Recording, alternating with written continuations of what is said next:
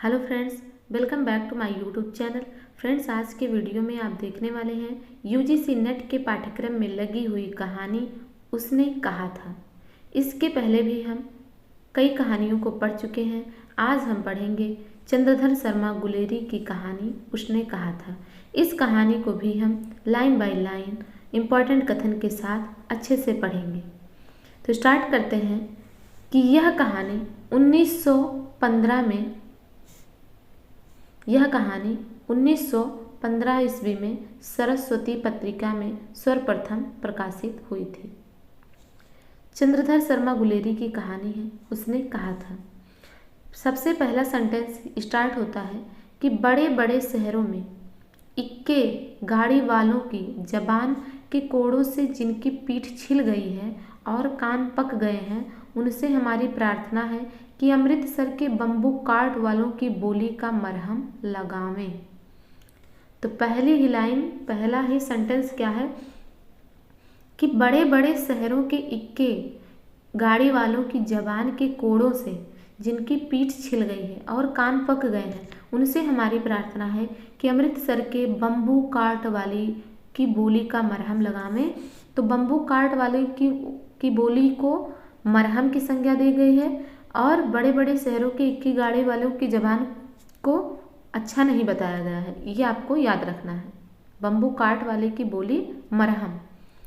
जब बड़े बड़े शहरों की चौड़ी सड़कों पर घोड़े की पीठ चाबुक से धुनते हुए इक्के वाले कभी घोड़े की नानी से अपना निकट संबंध स्थिर करते हैं और कभी राह चलते पैदलों की आंखों के ना होने पर तरस खाते हैं, कभी उनके पैरों की उंगलियों के पोरों को चीथ कर अपने ही को सताया हुआ बताते हैं और संसार भर की ग्लानि, निराशा और क्षोभ के अवतार बने नाक की सीध चले जाते हैं, तब अमृतसर में उनकी बिरादरी वाले तंग चक्करदार गलियों में हर एक लड्ढी वाले के लिए ठहर कर सब्र का समुद्र उमड़ा कर बचो खालसा जी, हटो भाई जी, ठहरना भाई, आने दो लाला जी, हटो बागछा कहते हुए सफ़ेद फेंटों, खच्चरों और बत्तकों, गन्ने और खोमचे और भारे वालों की जंगल में से राह खेते हैं।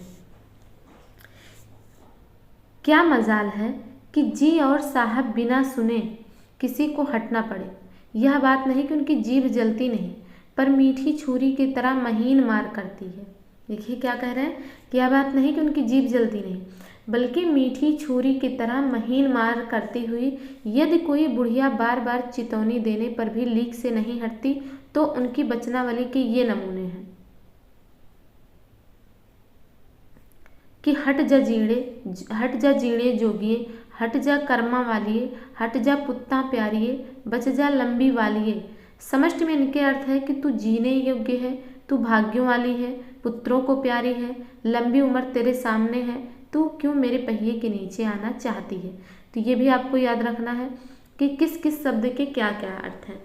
हट जा जीने जोगिए यानी कि तू जीने योग्य है, हट जा कर्मा वालिए तू भाग्यों वाली है, हट जा पुत्ता प्यारी है, पुत्रों को प्यारी है, बच जा लंबी वालिए, लंबी उम्र तेरे सामने है। ये इसका अर्थ है। आगे है कि ऐसे बम्बो काट वालों के बीच में होकर एक लड़का और एक लड़की चौक की एक दुकान पर आ मिले। तो कहाँ मिले थे? चौक की एक दुकान पर आ मिले। उसके बालों और इसके ढीले सुथने से जान पड़ता था कि दोनों सिख हैं। वह अपने मामा के केस धोने के लिए दही लेने आया था और यह रसोई के लिए बढ़िया। तो ये भी आपको याद रखना है कि लड़का क्या लेने गया था दुकान पर और लड़की क्या लेने गई थी। तो लड़का अपने मामा के केस धोने के लिए दही लेने गया था और लड़की रसोई के लिए बढ़िया। दुकानदार एक परदेसी से गुथ रहा था, यानी बातें कर रहा था, जो शेर भर गीले पापड़ों की गड्डी को गिने बिना हटता ना था। तो पूछता है कि तेरा घर कहाँ है? मगरे में। और तेरे? माझे में। तो पूछता है यहाँ कहाँ रहती है? देखिए, लड़का पूछता है कि तेरा घर कहाँ है, तो लड़की क्या कहती है? मगरे में। और लड़की पूछती है कि तेरा, तो वो कहता है कि माझे में, और पूछता है साथ में कि यहाँ कहाँ रहती है। तो लड़के का जो घर है, लड़की का, जो लड़की का घर है वो कहाँ है, वो मगरे में है, और जो लड़के का घर है वो कहाँ है, माझे में। तो इतना आपको याद रखना है। तो पूछता है कि यहाँ कहाँ रहती है, तो बताता क्या है कि अतर सिंह की बैठक में, वे मेरे मामा होते हैं, यानी लड़की के जो मामा हैं वो अतर सिंह हैं। तो लड़का कहता मैं भी मामा के यहाँ आया हूँ, उनका घर गुरु बाजार में है। तो लड़के का मामा का घर कहाँ है, गुरु बाजार में। इतने में दुकानदार निपटा और इनका सौदा देने लगा। सौदा लेकर दोनों साथ साथ चले। कुछ दूर जाकर लड़के ने मुस्कुरा कर पूछा, तेरी कुड़माई हो गई? इस पर लड़की कुछ आंखें चढ़ाकर धत कहकर दौड़ गई और लड़का मुंह देखता रह गया। कुड़माई का मतलब होता है सगाई। तो यहाँ लड़का क्या पूछता, तेरी सगाई हो गई है, तेरी कुड़माई हो गई? तो लड़की धत कहकर भाग जाती है। दूसरे तीसरे दिन सब्जी वाले के यहाँ, दूध वाले के यहाँ अकस्मात दोनों मिल जाते। महीना भर यही हाल रहा। 2-3 बार लड़के ने फिर पूछा, तेरी कुड़माई हो गई? और उत्तर में वही धत मिला। क्या मिला उत्तर में? धत। एक दिन जब फिर लड़के ने वैसे ही हंसी में चिढ़ाने के लिए पूछा तो लड़की लड़के की संभावना के विरुद्ध बोली, यानी लड़के को यह संभावना थी कि वो नहीं ही बोलेगी, पर उसने क्या बोला, हाँ हो गई। तो पूछता है कि कब? तो कहता कल ही, देखते नहीं यह रेशम से कढ़ा हुआ सालू। यानी पूछता है, लड़का पूछता है कि कब हो गई, उसे लगा कि ये मजाक कर रही, तो उसने कहा कल ही हुई है, देखते नहीं तुम यह रेशम से कढ़ा हुआ सालू। तो क्या दिखाकर लड़की बताती है कि उसकी सगाई यानी उसकी कुड़माई हो गई है, तो रेशम से कढ़ा हुआ सालू। लड़की भाग गई। लड़के ने भी अपने घर की राह ली। रास्ते में एक लड़के को मोरी में ढकेल दिया। लड़के ने क्या किया, रास्ते में एक लड़के को मोरी में ढकेल दिया। एक छावड़ी वाले की दिन भर की कमाई खोई, एक कुत्ते पर पत्थर मारा, एक गोभी वाले के ठेले में दूध उड़ेल दिया, सामने नहाकर आती हुई किसी वैष्णवी से टकराकर अंधे की उपाधि पाई, तब कहीं घर पहुंचा। तो उसने क्या क्या काम किया, एक लड़के को मोरी में ढकेला, छावड़ी वाले की दिन भर की कमाई खोई, एक कुत्ते को पत्थर मारा, एक गोभी वाले के ठेले में दूध उड़ेल दिया और एक स्त्री से टकरा गया और अंधे की उपाधि पाई, तब जाकर वो घर पहुंचा। आगे है कि राम राम, यह भी कोई लड़ाई है। दूसरा खंड जो है, ये तो पहले खंड की बात हुई, अब दूसरा खंड की बात में क्या हो रही, सबसे पहला वर्ड है राम राम, यह भी कोई लड़ाई है। दिन रात खंदकों में बैठे हड्डियां अकड़ गईं, लुधियाना से 10 गुना जाड़ा और मेह और बर्फ ऊपर से। इम्पॉर्टेंट है ये कथन कि लुधियाना से कितना गुना जाड़ा था जहाँ पर ये लोग थे, तो लुधियाना से 10 गुना जाड़ा और मेह और बर्फ ऊपर से। पिंडलियों तक कीचड़ में धंसे हुए हैं, जमीन कहीं दिखती नहीं। घंटे 2 घंटे में कान के पर्दे फाड़ने वाले धमाके के साथ सारी खंदक हिल जाती है और 100-100 गज धरती उछल पड़ती है। इस गैबी गोले से बचे तो कोई लड़े। नगर कोट का जलजला सुना था। क्या कहते हैं कि वो देखे हुए इतने बड़े बड़े धमाके होते हैं, इतने बड़े बड़े गोले दगते हैं कि उनसे 100-100 गज धरती उछल जाती है। कितना अलंकारिक है। आगे है कि नगर कोट का जलजला सुना था। इम्पॉर्टेंट ये भी है कि कहाँ का जलजला, नगर कोट का। यहाँ दिन में 25 जलजले होते हैं। पहले लुधियाना में जब वो था तो उसने नगर कोट का जलजला सुना था, लेकिन अब यहाँ दिन में 25 जलजले होते हैं। जो कहीं खंदक से बाहर साफा या कुहनी निकल गई तो चटाक से गोली लगती है। ना मालूम बेईमान मिट्टी में लेटे हुए हैं या घास की पत्तियों में छिपे रहते हैं। लहना सिंह और 3 दिन है। कोई कह रहा है कि लहना सिंह और 3 दिन है, 4 तो खंदक में बिता ही दिए, परसों रिलीफ आ जाएगी और फिर 7 दिन की छुट्टी। इम्पॉर्टेंट है ये भी कि 4 दिन खंदक में बीत चुके थे, 4 दिन खंदक में बीत चुके थे, परसों रिलीफ आ जाएगी और फिर 7 दिन की छुट्टी। अपने हाथों झटका करेंगे और पेट भर खाकर सो रहेंगे। उसी फिरिंगी मेम की बाग में मखमल का सा हरा घास है, फल और दूध की वर्षा कर देती है।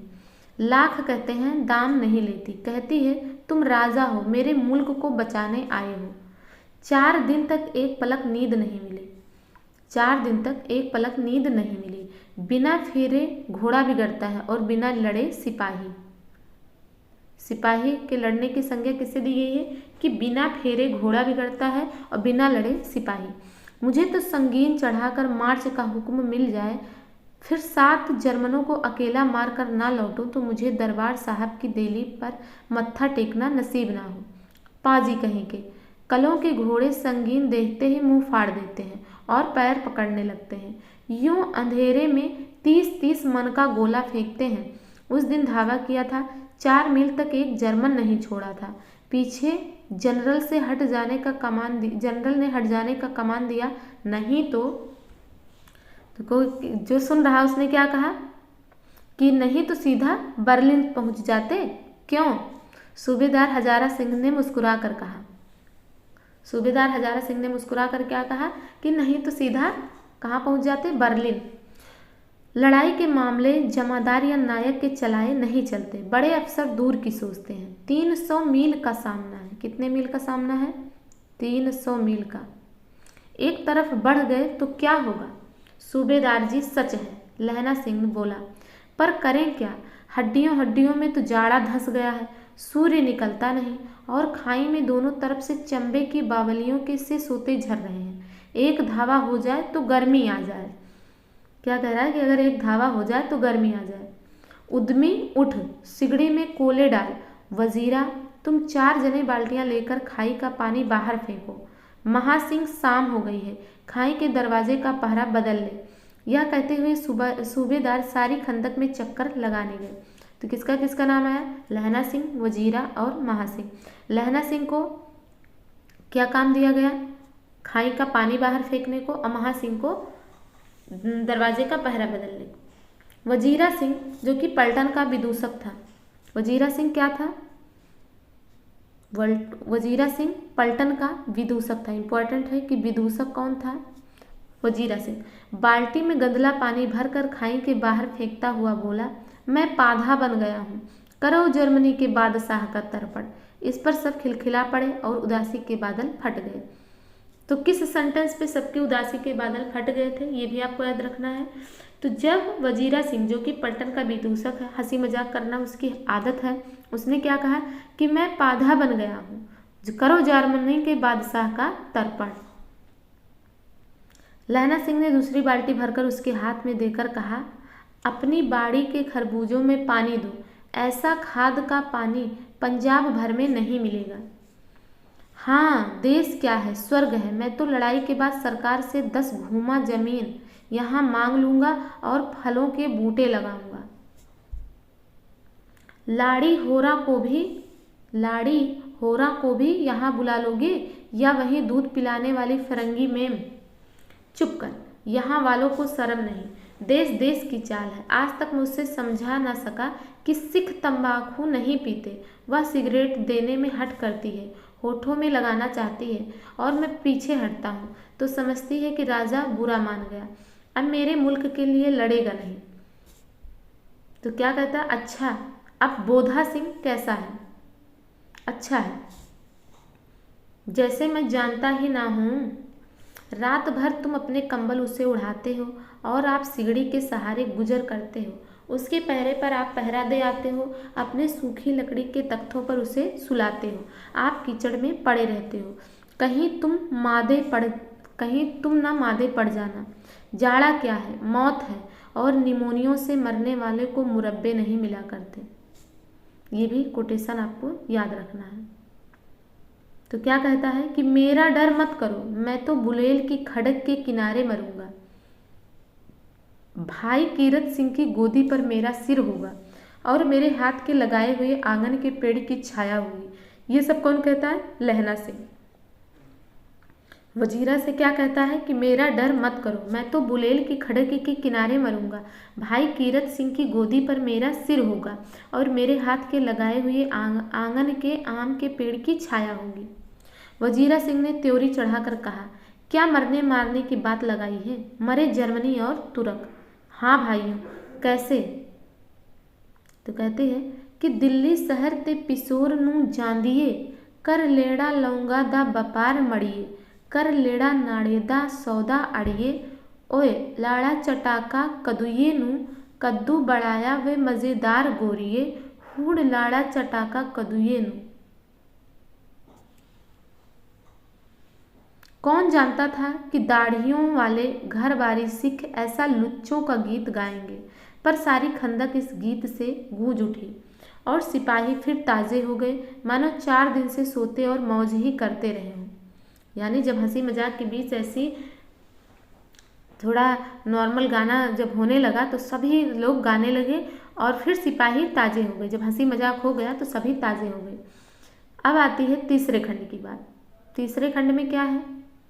दोपहर रात गई है, दोपहर रात गई है, अंधेरा है, सन्नाटा छाया हुआ है। बोधा सिंह खाली बिस्कुटों के 3 टिनों पर अपने दोनों कंबल बिछाकर और लहना सिंह के 2 कंबल और एक बरान कोट ओढ़कर सो रहा। बोधा सिंह क्या कर रहा? बिस्कुटों के 3 टिनों पर अपने दोनों कंबल बिछाकर और लहना सिंह के 2 कंबल और एक बरान कोट ओढ़कर सो रहा।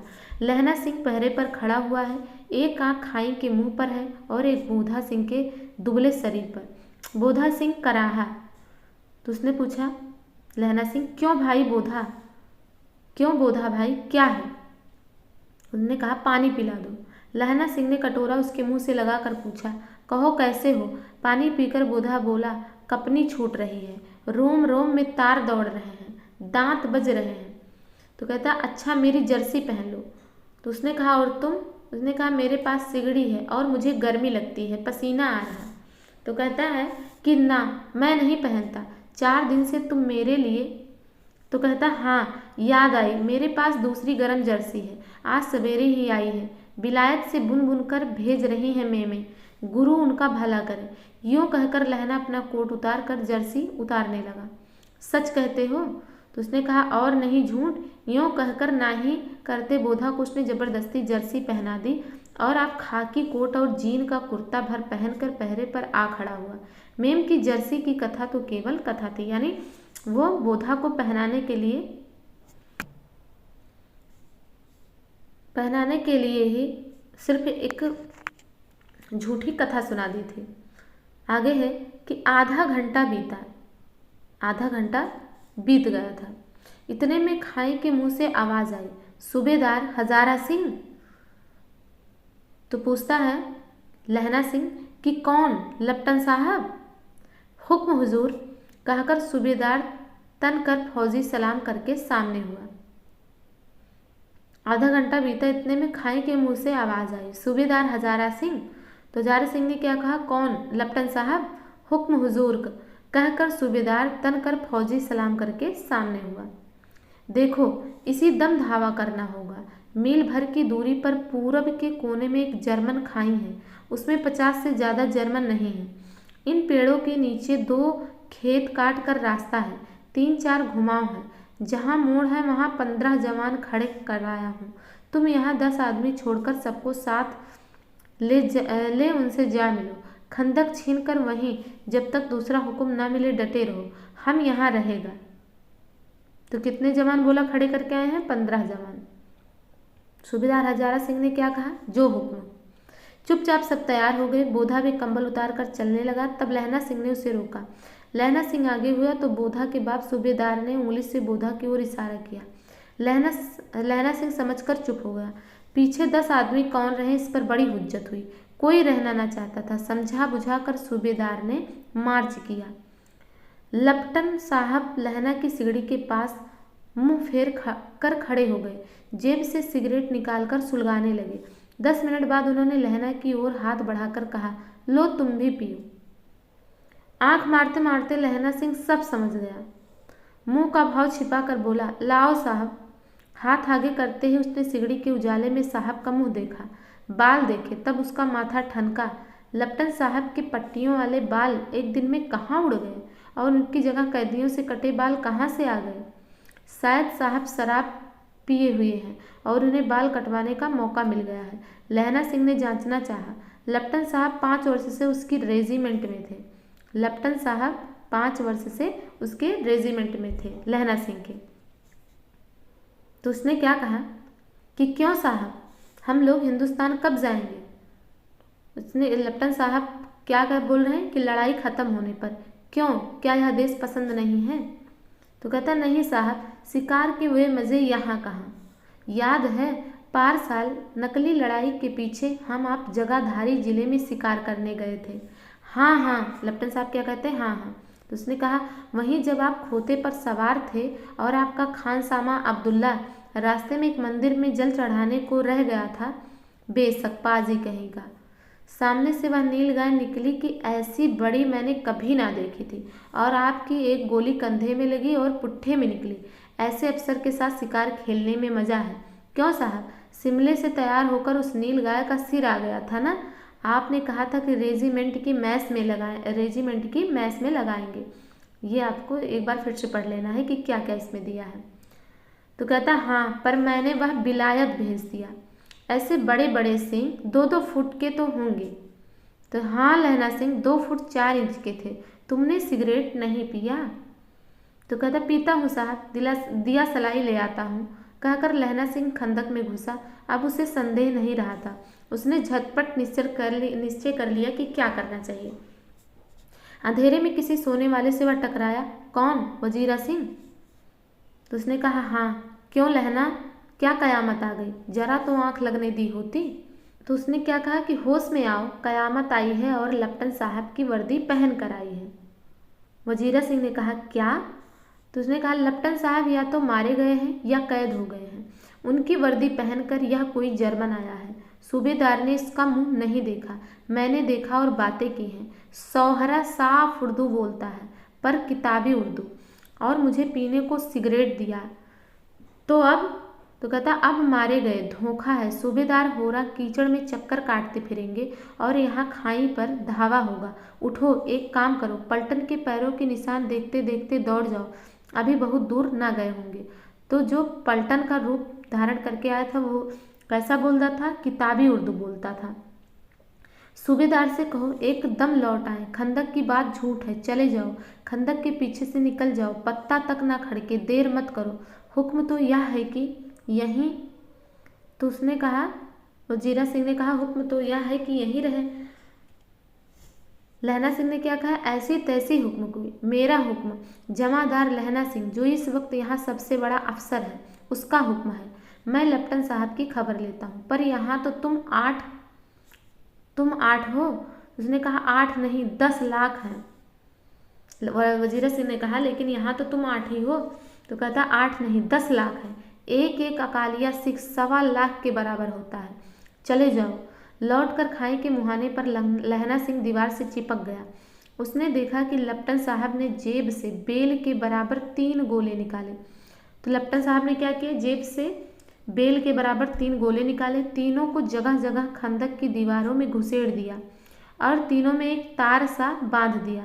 तार के आगे सूत की एक गुत्थी थी जिसे सिगड़ी के पास रखा।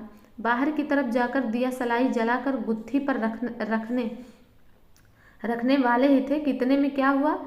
बिजली की तरह दोनों हाथों से उल्टी बंदूक को उठाकर लहना सिंह ने साहब की कुहनी पर तान कर दे मारा। धमाके के साथ साहब के हाथ से दिया सलाई गिर पड़ी। लहना सिंह ने एक कुंदा साहब की गर्दन पर मारा और साहब आंख मीन गौट करते हुए चित्त हो गए, यानी वो गिर पड़े, लस्त हो गए बेचारे। लहना सिंह ने तीनों गोले बीन कर खंदक के बाहर फेंके और साहब को घसीट कर सिगड़ी के पास लिटाया। जेबों की तलाशी ली, 3-4 लिफाफे और एक डायरी निकालकर उन्हें अपने जेब के हवाले किया। आगे है कि साहब की मूर्छा हटी। लहना सिंह हंसकर बोला, क्यों लप्टन साहब, मिजाज कैसा है? आज मैंने बहुत सी बातें सीखी। यह सीखा कि सिख सिगरेट पीते हैं, यह सीखा कि जगाधारी जिले में नील गायें होती हैं और उनके 2 फुट 4 इंच के सींग होते हैं। यह सीखा कि मुसलमान खानसामा मूर्तियों पर जल चढ़ाते हैं और लप्टन साहब खोते पर चढ़ते हैं। पर यह तो कहो ऐसी साफ उर्दू कहाँ से सीखा है? हमारे लप्टन साहब तो बिना डेम के 5 लफ्ज़ भी नहीं बोला करते थे। लहना ने पतलून के जेबों की तलाशी नहीं ली थी। साहब ने मानो जाड़े से बचने के लिए दोनों हाथ जेबों में डाले। लहना सिंह कहता गया, चालाक तो बड़े हो, पर माझे का लहना इतने बरस लप्टन साहब के साथ रहा है, उसे चकमा देने के लिए 4 आंखें चाहिए। 3 महीने हुए एक तुर्की मौलवी मेरे गांव आया था। औरतों को बच्चे होने के ताबीज़ बांटता था और बच्चों को दवाई देता था। चौधरी के बड़ के नीचे मंजा बिछाकर हुक्का पीता रहता था और कहता था कि जर्मनी वाले बड़े पंडित हैं, वेद पढ़ पढ़कर उसमें से विमान चलाने की विद्या जान गए हैं। गौ को नहीं मारते, हिंदुस्तान में आ जाएंगे तो गौ हत्या बंद कर देंगे। मंडी के बनियों को बहकाता है कि डाक खाने से रुपया निकाल लो, सरकार का राज्य जाने वाला है। डाक बाबू पोल्हू राम भी डर गया था। मैंने मुल्ला जी की दाढ़ी मूड़ दी थी और गांव से बाहर निकाल कर कहा था कि जो मेरे गांव में पैर रखा तो क्या उसने उनको सुनाया। जो लप्टन साहब का बेस रख कर आया था उसने बताया कि मेरे गांव में एक कौन आया था, तुर्की मौलवी आया था जो बना बना के बातें बताता था। उसको मैंने बहुत अच्छे से सिखाया था। तो आगे क्या कहता है कि साहब की जेब में से पिस्तौल चला और लहना की जांघ में गोली लगी। साहब की जेब में से क्या चला? पिस्तौल, क्योंकि उसने पतलून की जेबों की उनकी तलाशी नहीं ली थी। इधर लहना की हेनरी मार्टिन के 2 फायरों ने साहब की कपाल क्रिया कर दी। धड़ाका सुनकर सब दौड़ाए। तो लहना सिंह के पास क्या था? कौन सी राइफल थी? हेनरी मार्टिन की। हेनरी मार्टिन के 2 फायरों ने साहब की कपाल क्रिया कर दी। बोधा चिल्लाया, क्या है? लहना ने उसे यह कहकर सुला दिया कि एक हड़का हुआ कुत्ता आया था, मार दिया। और औरों से सब हाल कह दिया। सब बंदूकें लेकर तैयार हो गए। लहना ने साफा फाड़कर घाव के दोनों तरफ पट्टियां कसकर बांधी। घाव मांस में ही था। पट्टियों के कसने से लहू निकलना बंद हो गया। इतने में 70 जर्मन, कितने जर्मन आए? इतने में 70 जर्मन चिल्लाकर खाई में घुस पड़े। सिखों की बंदूकों की बाढ़ ने पहले धावे को रोका, दूसरों को रोका, पर यहाँ थे 8। लहना सिंह तक मार रहा था और लेटे हुए थे, और वे 70 अपने मुर्दा भाइयों के शरीर पर चढ़कर जर्मन आगे घुसे आते थे। थोड़े से मिनटों में अचानक आवाज़ आई, वाह गुरुजी की फतह, वाह गुरुजी की खालसा। और धड़ाधड़ बंदूकों के फायर जर्मनों की पीठ पर पड़ने लगे। ऐन मौके पर जर्मन 2 चक्कों के पाटों के बीच में आ गए। पीछे से सूबेदार हजारा सिंह के जवान आग बरसाते थे और सामने लहना सिंह के साथियों के संगीन चल रहे थे। पास आने पर पीछे वालों ने भी संगीत पिरोना शुरू कर दिया। एक किलकारी और, अकाल सिखा दी फौज आई, वाह गुरुजी दी फतह, वाह गुरुजी दा खालसा, सत श्री अकाल पुरख। और लड़ाई खत्म हो गई। 63 जर्मन या तो खेत रहे थे या कराह रहे थे। सिखों में 15 के प्राण गए। सूबेदार के दाहिने कंधे में गोली आर पार लग गई। सूबेदार की गोली कहाँ लगी थी? दाहिने कंधे में। लहना सिंह की पसली में एक गोली लगी। उसने घाव को खंदक की गीली मिट्टी से पूर लिया और बाकी का साफा कसकर कमरबंद की तरह लपेट लिया। किसी को खबर न हुई कि लहना को दूसरा घाव भी है। भारी घाव लगा है। लड़ाई के समय चांद निकल आया था, ऐसा चांद जिसके प्रकाश से संस्कृत कवियों का दिया हुआ छई नाम सार्थक होता है। और हवा ऐसी चल रही थी जैसी बाण भट्ट की भाषा में दंत बीड़ोपदेशोचार्य कहलाती। हवा कैसी चल रही थी? जैसे बाण भट्ट की भाषा में दंत बीड़ोपदेशाचार्य कहलाती। वजीरा सिंह कह रहा था कि कैसे मन भर फ्रांस की भूमि मेरे बूटों से चिपक रही थी जब मैं दौड़ा दौड़ा सूबेदार के पीछे गया था। सूबेदार लहना सिंह ने सारा हाल सुना और कागजात पाकर वह इसकी तुरंत बुद्धि को सराह रहे थे और कह रहे थे, तू ना होता तो आज सब मारे जाते। इस लड़ाई की आवाज़ 3 मील दाहिनी ओर के खाई वालों ने सुन ली थी।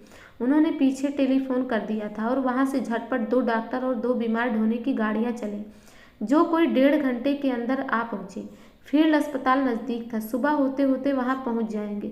इसीलिए मामूली पट्टी बांधकर एक गाड़ी में घायल लिटाए गए और दूसरी में लाशें रखे गई। सूबेदार ने लहना सिंह की जांघ में पट्टी बंधवानी चाहिए, पर उसने यह कहकर टाल दिया कि थोड़ा घाव है, सवेरे देखा जाएगा। बोधा सिंह ज्वर में बर्रा रहा था। वह गाड़ी में लिटाया गया। लहना को छोड़कर सूबेदार जाते नहीं थे। यह देख लहना ने कहा, तुम्हें बोधा की कसम है और सूबेदारनी जी की सौगंध है जो इस गाड़ी में ना चले जाओ। तो सूबेदार ने क्या कहा? और तुम? उसने कहा, कि मेरे लिए वहाँ पहुंचकर गाड़ी भेज देना, और जर्मन मुर्दों के लिए भी तो गाड़ियाँ आती होंगी, मेरा हाल बुरा नहीं। देखते नहीं मैं खड़ा हूँ, वजीरा सिंह मेरे पास है ही। अच्छा, पर बोधा गाड़ी पर लेट गया। भला आप भी चढ़ जाओ। सुनिए तो, सूबेदारनी होरा को चिट्ठी लिखो तो मेरा मत्था टेकना लिख देना, और जब घर जाओ तो कह देना कि मुझसे जो उसने कहा था वह मैंने कर दिया।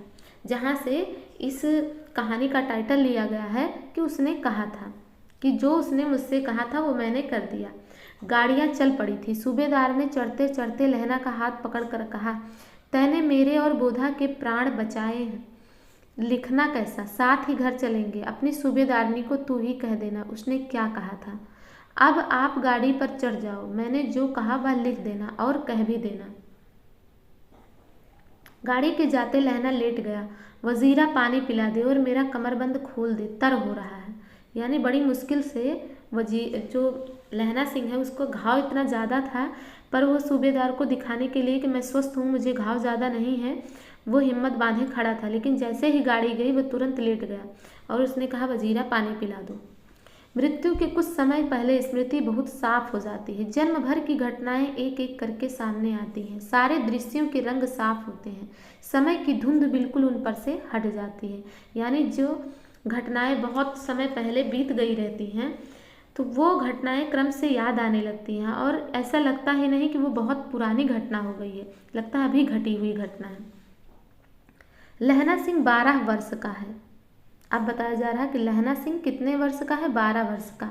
अमृतसर में मामा के यहाँ आया हुआ है, दही वाले के यहाँ, सब्जी वाले के यहाँ, हर कहीं उसे एक 8 वर्ष की लड़की मिल जाती है। यानी जो पहले कहानी बताई गई है उसमें लड़का 12 वर्ष का और लड़की 8 वर्ष का है। जब वह पूछता है तेरी कुड़माई हो गई है, तब धत कहकर वह भाग जाती है। एक दिन उसने वैसा ही पूछा तो उसने कहा, हाँ कल हो गई। देखते नहीं यह रेशम के फूलों वाला सालू।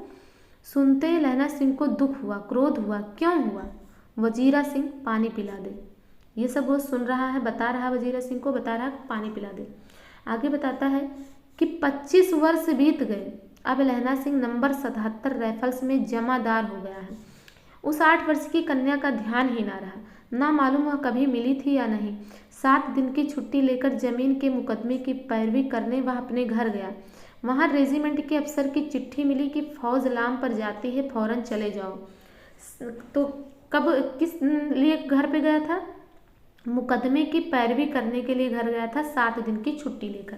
लेकिन उसे तुरंत चिट्ठी मिली कि फौज लाम पर जाती है, फौरन चले आओ।